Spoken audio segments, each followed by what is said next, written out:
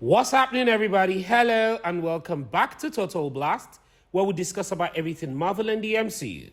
A lot seemed to be happening at Disney since Bob Iger's shocking statement on Sunday that he will take over as CEO of Disney and retake the reins from Bob Chapek. Well, not often does a previous executive suddenly assume responsibility for a role right before the holidays with an announcement on a Sunday of all days. Also, the situation worsened when Chapek's right-hand man, Kareem Daniels, who was leading the streaming revolution, had far more power over projects than some may believe, left the company. In 2005, Bob Iger succeeded Michael Eisner as CEO of Disney, becoming the sixth CEO in the history of the corporation that has been there for over 15 years, and everyone from Wall Street to Hollywood does seem to be glad about Bob Iger's return to the position of CEO of Disney. Guys, we're still giving out brand new PlayStation 5 on this channel to one lucky subscriber. More on how to win at the end of this video. And if this is your first time, please subscribe and enable the post notification so you don't miss out on subsequent videos. The return of Bob Iger could be a welcome development, but some Marvel fans may not be as pleased, as Iger would undoubtedly make changes to how Disney does business. But then again, he has to if he hopes to remedy the disaster of the short-lived Chapek era that might translate into MCU getting the purse strings tightened or regrouped to focus on more big-screen projects. But it could also mean Marvel gets back to what they once did in the box office hit, which they've been doing for years before focusing on more quality rather than quantity. So, I guess Bob Iger is doing it himself, just like Thanos did it at the end of Avengers Age of Ultron. But while everyone is still buzzing about the new change in power over at Disney, I am more interested in what the changes could mean for the future of Marvel, especially its current Phase 5, 6, and beyond, because Iger's return and Daniel's resignation pose some intriguing issues for Disney Plus as well as Marvel.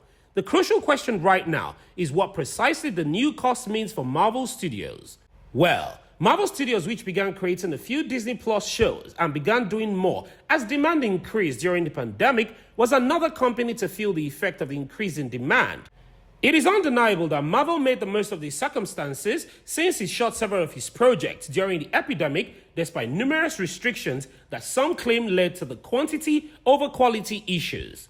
Having said that, this does raise the possibility of some changes, as well as the possibility that some project may be scrapped.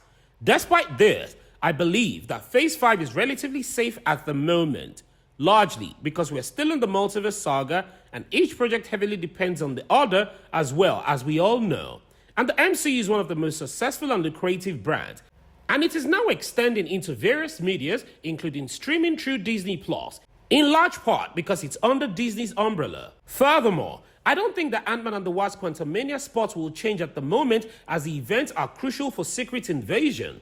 So, this means that Guardians of the Galaxy 3 will also remain in place.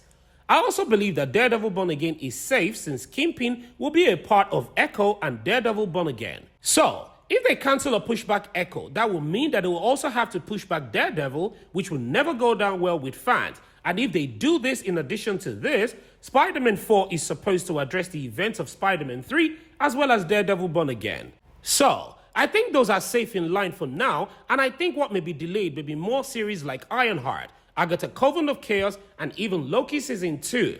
But in as much as most of the movies slated for Phase 5 and 6 may not be affected for now, Blade still kind of seem on the edge, though they recently hired a new team for it. So perhaps things are back on track. And of course, Phase 6 should begin with the release of the Fantastic Four, the Kang Dynasty, and Avengers Secret Wars.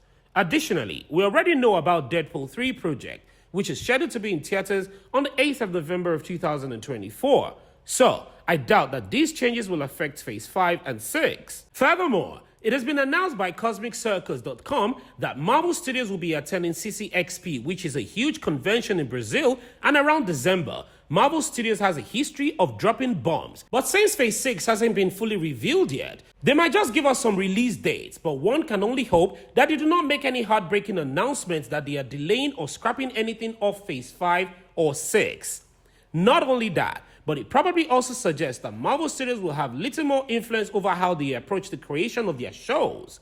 Currently, Marvel Studios can produce up to 4 or 5 series annually. Even if it expanded or just do that, there will still be a big task for any production business in the market. They took advantage of the circumstances by producing some of Marvel Studios' most daring and creator-driven work to date. Iger's return could give the studio some furthermore control over its output, meaning that it could go back to releasing 2 or 3 more movies annually, as well as fewer shows and maybe 1 or 2 special presentations or none at all moving forward. Although it is more difficult to link Chapek's success to that of Marvel and Star Wars. Both of these iconic franchises have shown symptoms of decline under his reign. Since 2019's The Rise of the Skywalker, Lucasfilm president Kathleen Kennedy has struggled to make any new Star Wars feature project a success. Black Panther Wakanda Forever box office receipts, which are enormous but slightly below expectation and tracking slightly behind Doctor Strange in the Multiverse of Madness, may be the first sign of franchise fatigue for Marvel, a dependable earner but whose quality control has begun to suffer due to a chaotic, overloaded schedule of films and television releases. Kennedy and the president of Marvel Studios, Kevin Feige, may both benefit from the top-down direction. But as stated, we may not see Iger's return consequences for quite some time. Whatever they may be, the first indication that the corporation is about to enter a new familiar period was Daniel's departure, and Marvel Studios will probably reflect on that change. Once the current production in progress projects have been released, we might observe them reducing the intensity. The Multiverse Saga is often the MCU's second season, and some people still feel the effect of the endgame. They can currently take advantage of the time to try new things. George Spiegel, a journalist and Disney expert, thinks that there are more uncertainties surrounding Star Wars than there are regarding Marvel, which is still managed and creatively directed by Kevin Feige. And since Kevin Feige is in charge and has managed to keep things moving rather smoothly over time, Spiegel predicts that the MCU will continue with films like Blade and Deadpool 3. The near future is difficult to imagine for fans of Marvel and Star Wars who are supporters of its increased popularity in streaming, but one thing is certain: change is on its way. However, Chapek, and possibly on Chapek's order, overloaded Disney Plus with content, occasionally with Marvel and Star Wars overleaping, and as the case of Miss Marvel and Obi-Wan releasing new episodes in the same week. This mostly likely caused audience members to pay different amounts of attention, even though the MCU will still dominate the box office, but less often than before. Box Office Mojo reports a 63% reduction in attendance for Black Panther Wakanda Forever's second week. Besides, Iger is reputed to be a talented, friendly employer. He'll have to settle scores with Hollywood celebrities and get the internal studios, particularly Pixar, back on track. Even though he may need to make some cost-costing decisions to get Disney's finances back in order, the Disney board will have not chosen him if they wanted to carve up assets and cut back on production like David Zaslav, the destructive CEO who recently merged Warner Bros. And Discovery. With Iger in charge, at least temporarily, the future of Marvel, Star Wars, Pixar, and the rest of Disney films and television family may even look better. And back to our giveaway. We're still giving out a brand new PlayStation 5 on this channel once we hit a milestone of 1,000 subscribers.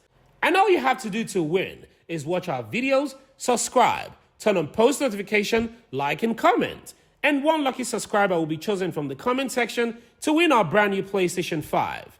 Also, we want to say thank you to everyone who has supported us this far. We truly appreciate it. What are your thoughts on this video? Please don't forget to like this video and share your thoughts and opinions in the comment section below. Subscribe and turn on the post notification so you don't miss out on any of our latest Marvel news. Thank you so much for watching, and as always, I hope to see you in the next one.